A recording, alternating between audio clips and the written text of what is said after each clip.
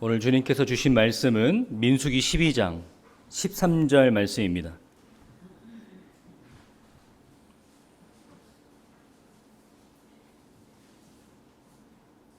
민수기 12장 13절 말씀입니다.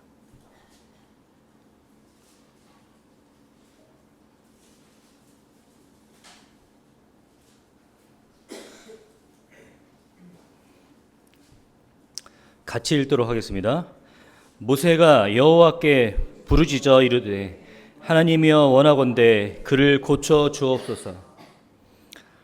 민수기 11장 2절 말씀도 함께 보도록 하겠습니다. 11장 2절입니다. 함께 읽겠습니다. 백성이 모세에게 부르짖음으로 모세가 여호와께 기도하니 불이 꺼졌더라. 아멘. 오늘은 우리가 본문 말씀을 읽었던 대로 민수기 12장과 11장을 동시에 보려고 합니다.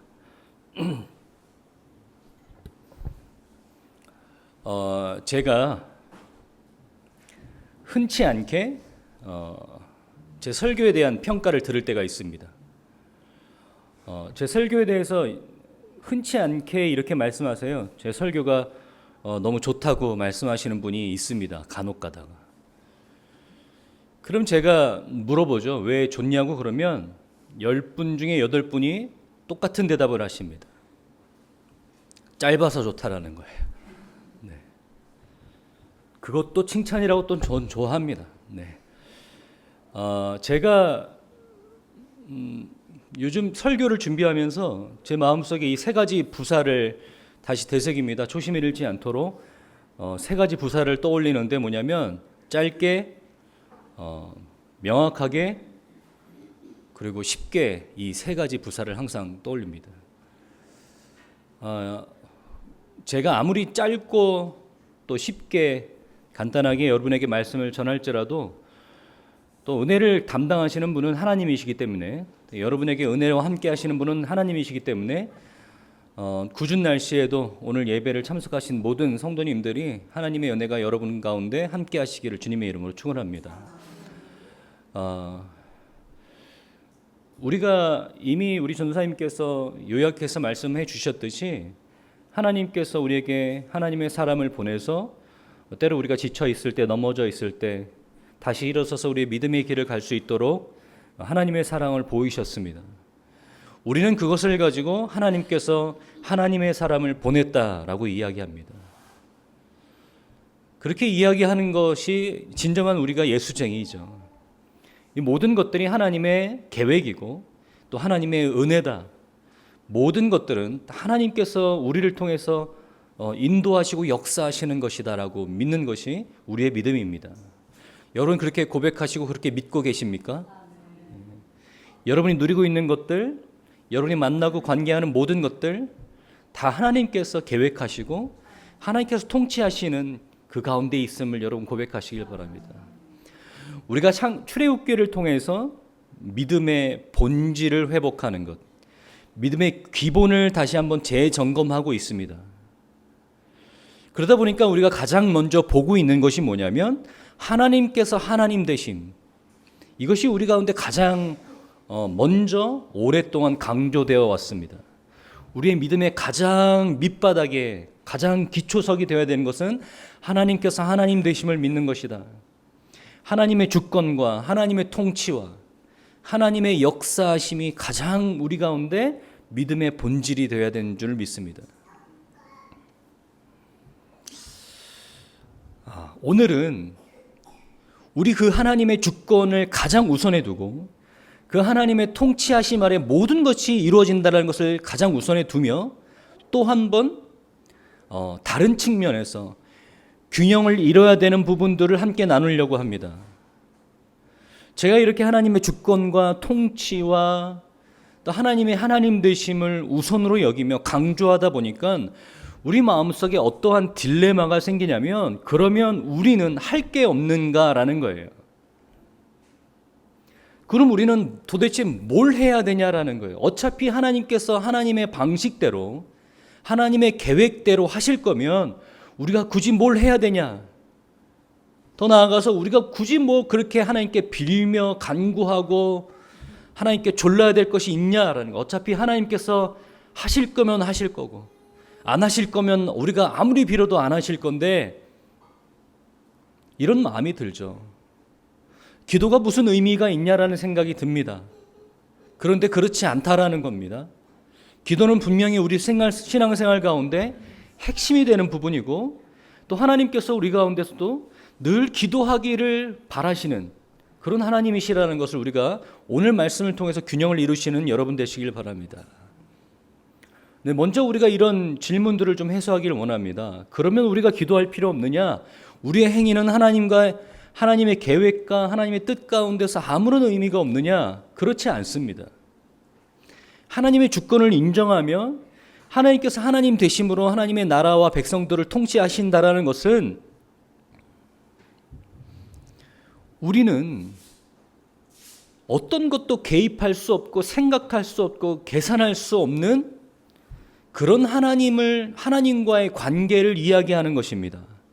그래서 우리가 보통 이런 개혁주의 신앙, 이런 신학의 교리들을 따르다 보면 이런 말도 안 되는 미련한 우매한 우리의 머리로 하나님의 그 통치를 이해하려다 보니까 이러한 반응들이 이제 생겨나는 거죠. 우리가 그러면 우리가 할 게 없네. 우리는 전도도 할 필요도 없고 기도도 할 필요도 없네.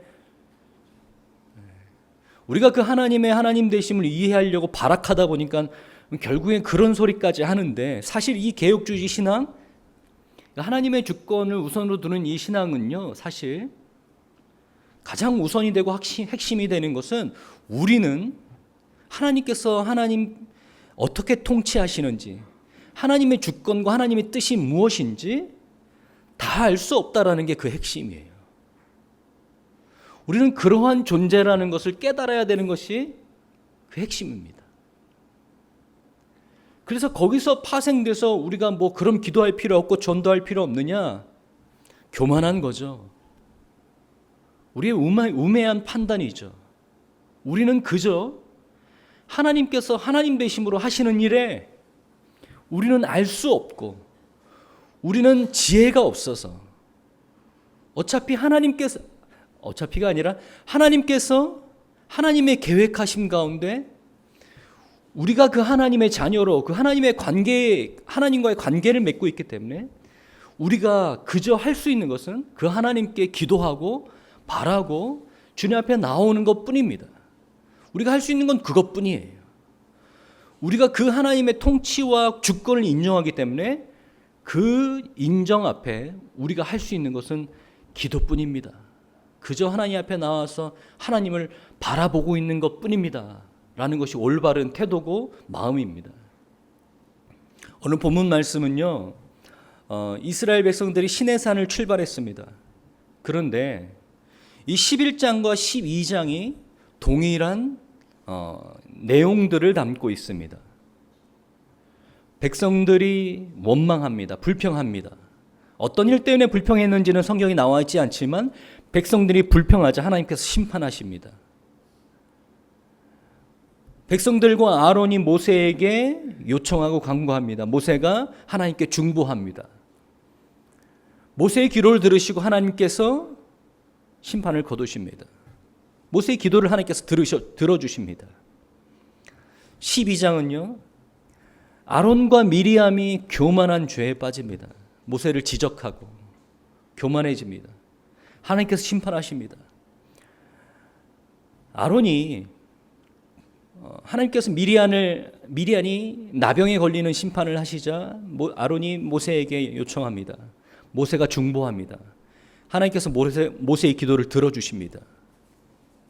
두 이야기 다 어떻게 끝나냐면 그의 행군들이 지체가 됩니다.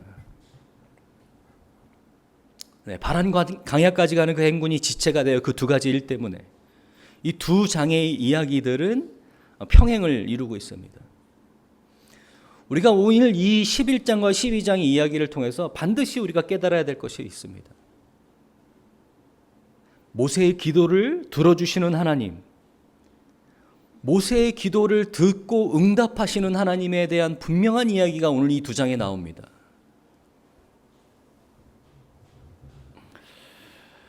여러분, 우리가 믿음의 본질에 대해서 함께 출애굽기의 여정을 통해서 나누고 있는데 여러분 믿음이 뭐라고 생각하십니까?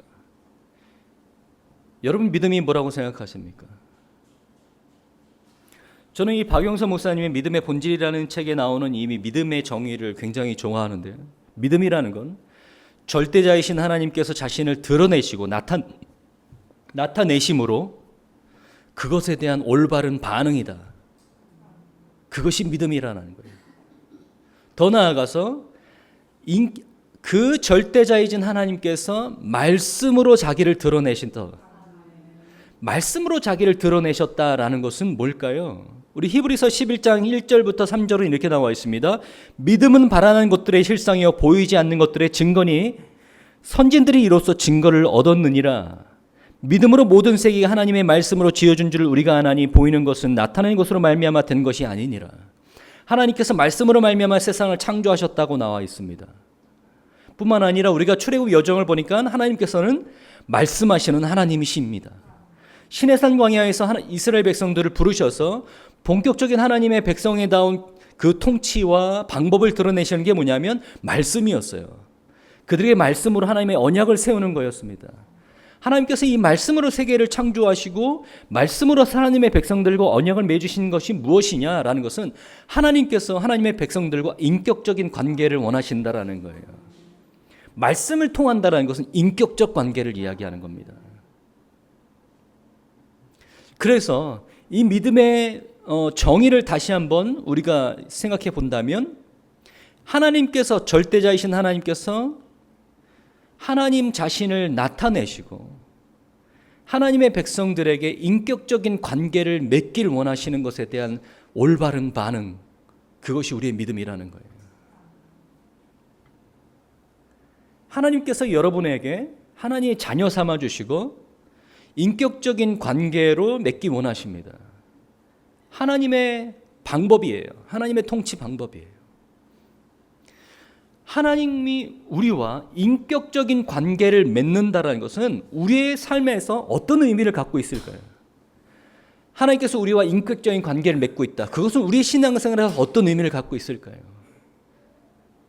우리가 가장 먼저 깨달아야 될 것은 뭡니까? 우리의 기도를 들어주시는 하나님이라는 거예요.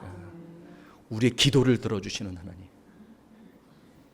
네, 하나님의 계획이 어떠한지는 우리는 몰라요. 죽을 때까지 몰라요.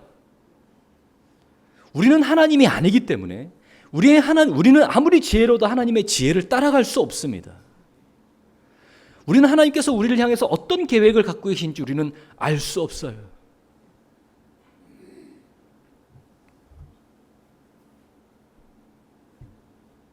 그 하나님께서 우리가 인격적인 관계를 맺기를 원하세요. 그래서 우리가 하나님 앞에 나와서 묻고 또 우리의 문제를 하나님 앞에 내려놓을 수 있는 그런 인격적인 관계를 우리를 부르셨습니다.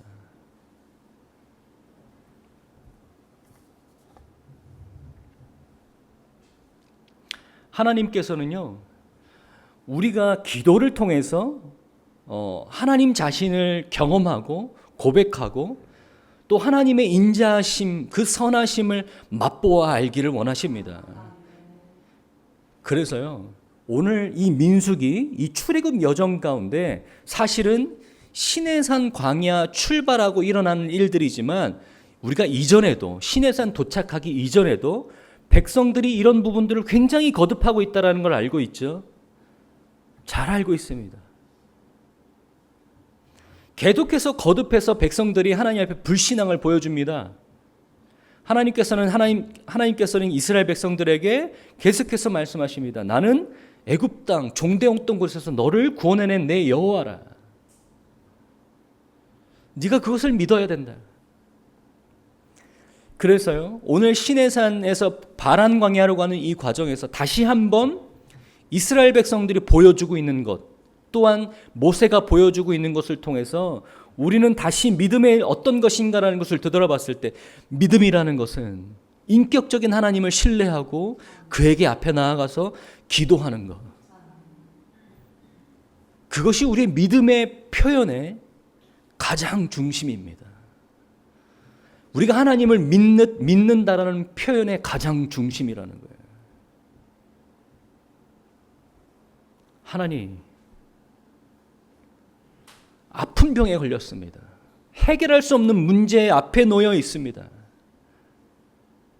하나님께서 하나님 되심으로 하나님께서 어떤 계획을 갖고 계신지 우리는 알 수는 없지만 우리가 할 수 있는 건 뭡니까? 그저 하나님 앞에 나가서 기도하는 것 말고는 할 수 있는 게 없어요. 내 앞에 큰 태산이 절벽처럼 내 앞에 무너지고 있는데, 큰 파도가 나를 덮치고 있는데 우리가 할 수 있는 게 뭐가 있어요? 기도뿐이 없어요. 왜요? 모든 것을 다스리고 통치하시는 하나님, 그 신실하신 하나님, 그 선하신 하나님, 그 하나님의 주권을 믿고 있기 때문에 우리가 그 하나님 앞에 기도하는 겁니다.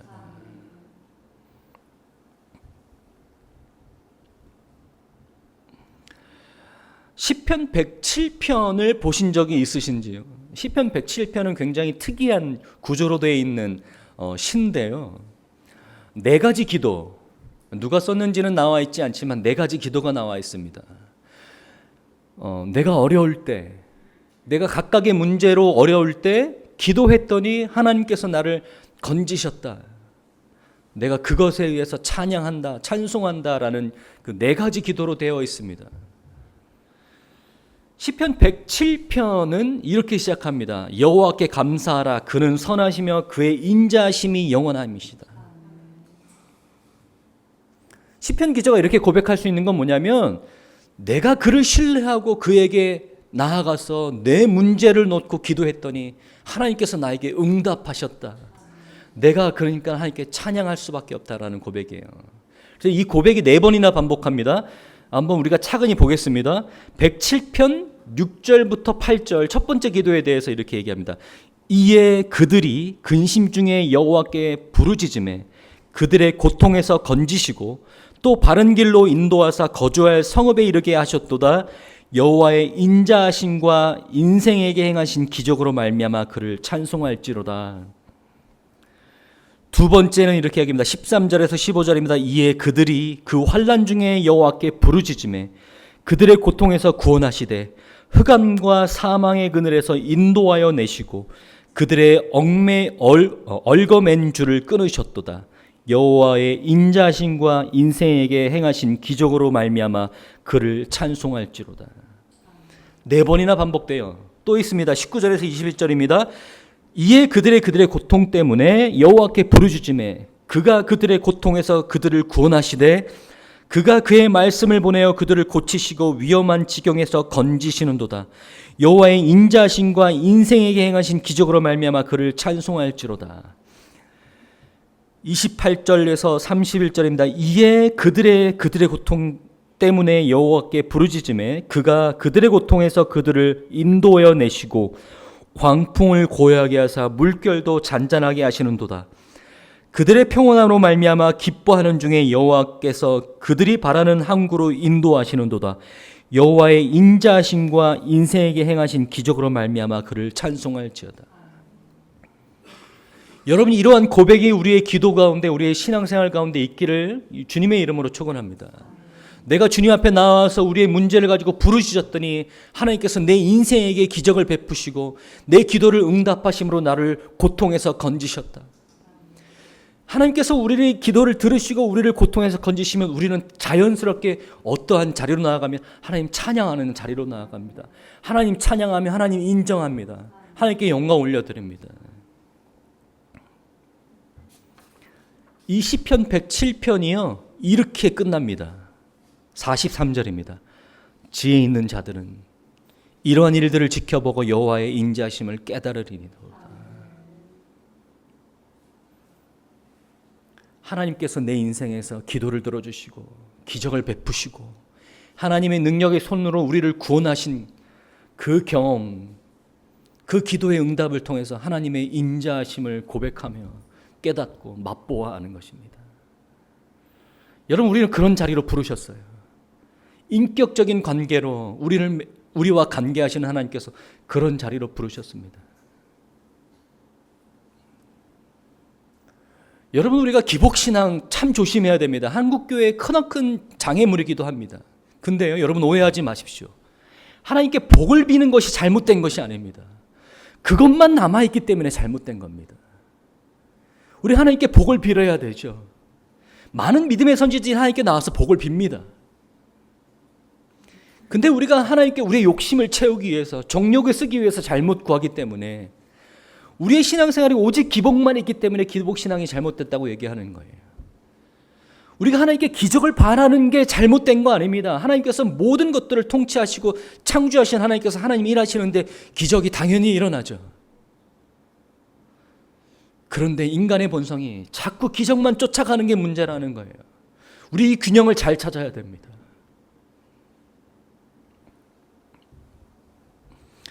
하나님께서 우리가 하나님께 앞에 나와서 기도하는 것이 무엇입니까?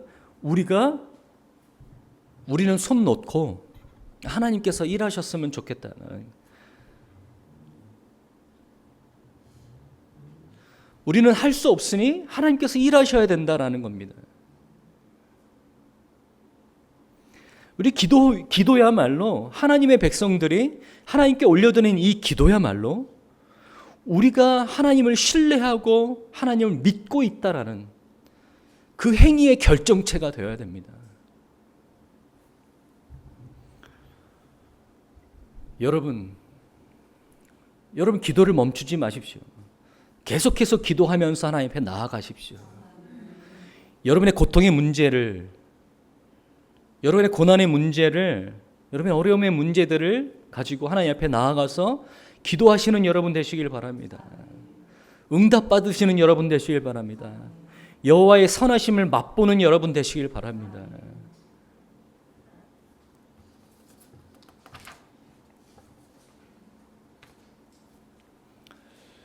기도는 우리에게 이러한 유익이 있습니다.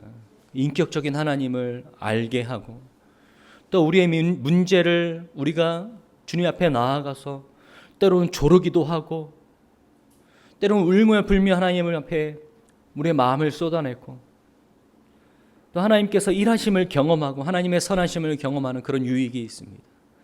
또 한 가지 유익이 있습니다. 뭘까요? 우리가 기도하는 이 중에 하나님께서 우리에게 깨닫게 하시는 것도 있다는 거예요. 우리의 기도가요, 때로는 우매한 기도가 나갈 때가 있습니다. 때로는 우리가 멍청한 기도를 하나님께 드릴 때가 있어요. 우리가 보통 이렇게 얘기합니다. 하나님과 합한 기도를 해라. 하나님 마음에 드는 기도를 해야 된다라는 권유를 합니다. 그런데 맞는 말이죠. 근데 이런 권유를 듣다 보면 자연스럽게 우리가 어떻게 하게 되면 그 다음에 기도를 못 하게 돼요. 왜요? 하나님 마음이 뭔지를 모르기 때문에 그래요. 하나님 마음과 합한 기도를 하려고 하는데 하나님 마음이 어떤 건지 몰라요. 우리가 아는 건 뭐냐면 그저 그냥 우리 앞에 문제가 놓여 있다는 것 말고는 아는 게 없어요.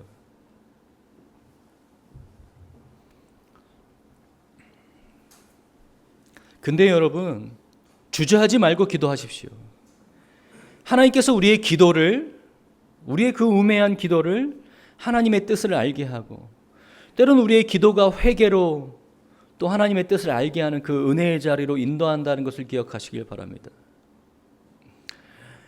모세가 백성의, 아론의 간청을 듣고 하나님 앞에 중보합니다. 하나님께서 그 기도를 들어주세요. 백성들이 이렇게 얘기합니다. 만나만 너무 먹으니까 지겹다 이거예요. 고기를 달라라는 거예요. 불평하기 시작합니다. 말도 안 되는 불평을 하기 시작해요. 만나를 지지고 볶고 막 튀겨도 먹다 보니까 이제 지겨워 죽겠어요. 고기 좀 달라고 얘기합니다. 불평하기 시작해요. 모세가 하나님 앞에 나와서 기도하기 시작합니다. 근데 여러분 이 본문 보시면 알겠지만 모세의 기도도 거의 뭐 불평과 다름없습니다. 내가 저들을 낳았습니까 하나님? 내가 저들의 부모라도 됩니까 하나님? 차라리 죽여주시옵소서라고 얘기를 해요. 내가 저들의 불평을 듣기에 너무나 괴롭습니다. 여러분 여기서 중요한 거 깨달으셔야 돼요. 여러분 불평한다라는 게 문제가 아니고요. 여러분 불평을 여러분 기도의 자리로 갖고 나아가셔야 돼요. 여러분 불평 불만이 있고 하나님은 원망하고 싶으면 여러분 마음이 답답한데 여러분 거룩한 척 괜찮은 척 기도하실 필요 없습니다. 여러분 마음을 있는 그대로 하나님 앞에 나와서 기도하시길 바랍니다. 또 한 가지, 여러분의 불평이 기도하는 자리로 인도함 받기를 원합니다. 불평하는 사람이 될 것이냐, 기도하는 사람이 될 것이냐라는 건 여러분의 선택입니다. 여러분의 염려가, 여러분의 불평이 기도로 바뀌어야 됩니다. 여러분, 우리가 얼마나 많이 염려합니까? 얼마나 많이 염려해요. 저는요, 염려 중증 환자입니다. 저는 이 불안과 염려를 멈출 줄 모르는 사람이에요. 근데 참 감사한 건 제가 이 염려와 이 불평이요, 항상 기도로 이어지고 있다는 거예요. 제가 목회를 시작한 지 4년이 됐습니다. 담임 목회를 시작한 지 4년이 됐어요. 2년쯤 됐을 때 저한테 큰 위기가 찾아왔습니다. 어떻게 해야 될지 모르겠는 거예요. 너무나 어렵고 힘든 거예요. 설교를 준비하는 것도 너무나 어려웠습니다. 하나님 앞에 나와서 기도하기 시작했어요. 하나님께서 정말로 말할 수 없는 은혜를 경험하게 하셨어요. 하나님께서 이 은혜로 나를 인도해 주셔서 지금도 저는 예배를 드릴 때마다, 여러분들과 함께 기도회를 할 때마다, 성경 공부를 할 때 하나님께 참 하나님의 그 은혜를 경험하고 참 감사합니다. 그건 너무 좋아요. 그냥 이 목회, 여러분과 함께 목회하고 예배드리고 함께 이 기도하고 있는 게 너무나 행복합니다. 그런데 그래도 염려가 돼요. 이런 중에도 염려가 돼요. 이게 또 금방 또 사그라들면 어쩔까?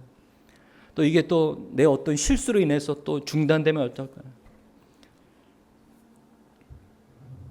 근데 여러분, 여러분의 불평과 불만, 염려 있을 수 있습니다. 하지만 그러한 것들이 여러분 기도하는 자리로 인도함 받기를 원합니다. 절대로 거기서 끝나지 마시고 기도하시는 여러분 되세요.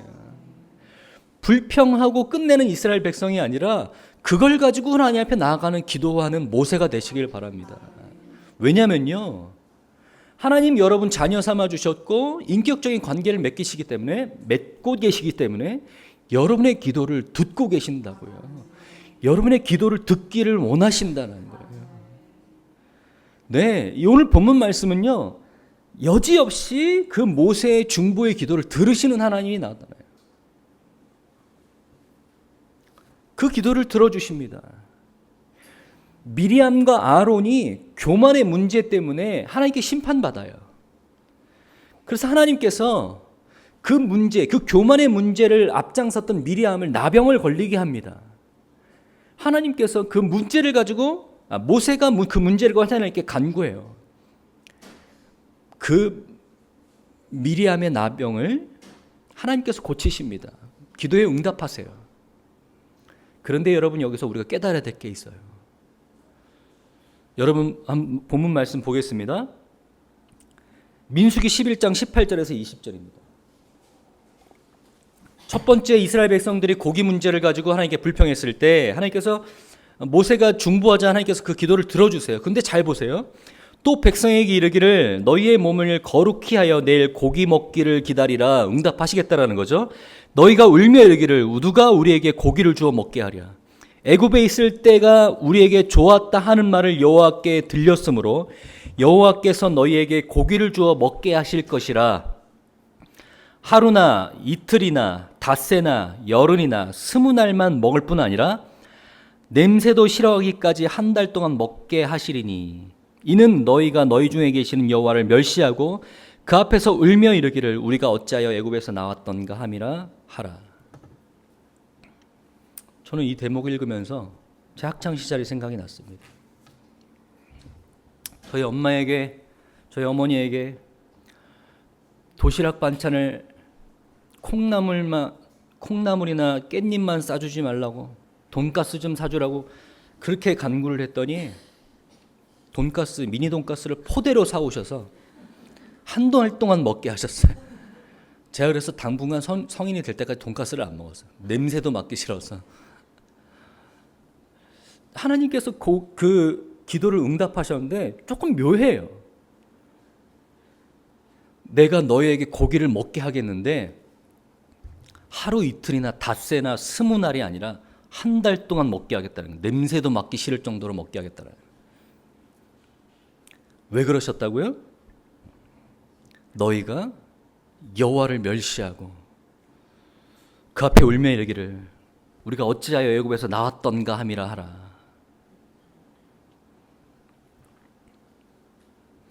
민수기 12장 14절에서 16절 한번 보겠습니다. 하나님께서 그 미리암의 그 나병의 문제를 기도를 들어주십니다. 근데 이 장면도 마찬가지입니다. 여호와께서 모세에게 이르시되 그의 아버지가 그의 얼굴에 침을 뱉었을지라도 그가 이레 동안 부끄러워하지 않겠느냐. 그런즉 그를 진영 밖에 이레 동안 가두고 그 후에 들어오게 할지니라 하시니 이에 미리암이 진영 밖에 이레 동안 갇혀 있었고 백성은 그를 다시 돌아오게 하기까지 행진하지 아니하다가 그 후에 백성이 하세롯을 떠나 바란 광야의 진을 치니라. 미리암을 고치시는데 2일 동안 7일 동안 자숙하는 기간을 주세요. 고기를 먹이시는데 그의 기도 가운데 잘못된 부분을 지적하세요. 기도에 응답하시는데 하나님께서 그 기도를 듣고 계신데 때로는 우리가 우매하고 미련하고 때로는 우리의 욕심 때문에 잘못되어 있는 그 기도의 방향들을 하나님께서 수정해 주십니다. 하나님께서 깨닫게 하시는 거예요. 모세의 기도를 응답하시는데 미리암의 나병 문제를 해결해 주십니다. 하지만 이레 동안 성 밖에 머물러 있으라는 거예요. 자숙하고 깨달으라는 거예요. 너의 교만함을 내려놓으라는 거예요.